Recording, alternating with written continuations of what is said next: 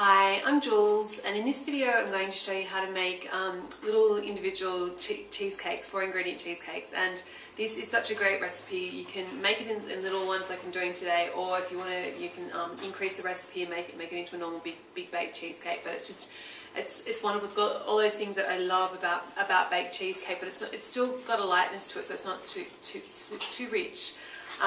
Yes, I think you're really going to enjoy this, and kind of kept it to 4 ingredients, so then you can feel free to flavour it as you wish. Like I've used it as a base for a pumpkin cheesecake for Thanksgiving, but you know, it's also, you can put lemon with it, vanilla, you know, kind of, or you know, even get into fruit, you know, cherries, all that sort of stuff. So you can, you know, just use this as a base and experiment, but it's lovely on its own with ice cream. So you know, I'll get into the kitchen. First thing for cheesecakes is we're going to prepare the little ramekins. So great, it's the best idea to line the bases, because then you'll be sure that they'll come out, otherwise they might stick. So just trace around the bottom, doesn't have to be too perfect, and then cut out little circles, and I've got 2 layers done here because I'm making 2 cheesecakes.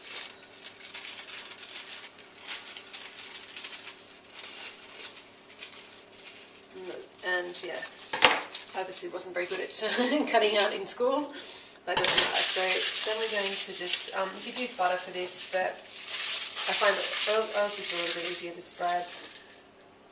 And just a bit of oil in. And make sure you, probably best to do the bottoms and the sides. Be pretty generous. Paper in. I've got the cream cheese and the sour cream in my food processor here, weighed up, ready to go. So I'm just going to give them a bit of a whiz. Okay, and then you just want them to look kind of creamy and smooth, so you don't have to be too particular about that. Then we're going to pop in our egg.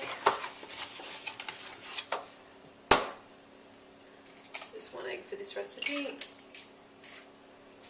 And I want some sugar, so what have we got? 50 grams of sugar for 2.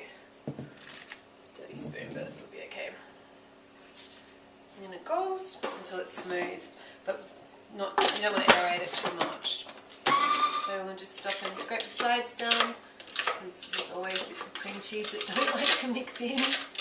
And yeah, there'll be some sugar crystals. They'll dissolve in as the cheesecake cooks, so I don't need to worry about that. So that's lovely, smooth, liquid. Then I'm just going to divide that between the 2 prepared molds, or ramekins. And you know, this is a great base. You could take this in any direction you wanted to, really. So if you wanted to make a lemon cheesecake, you know, some lemon would be lovely, vanilla. You know, the options are endless for flavourings, but I just wanted to give you a really good base. If you do get one that's filled more than the other, you can just do a little even up. You know, it doesn't have to be too perfect. You've got to see there's some air bubbles there, so I'm just going to drop the oven with the tray. So they're just going to go onto the tray and into the oven. Cheesecakes have been in the oven for 40 minutes, and you can see they're pretty golden actually, and they're puffed up a little bit, but not too much, and they haven't cracked too much.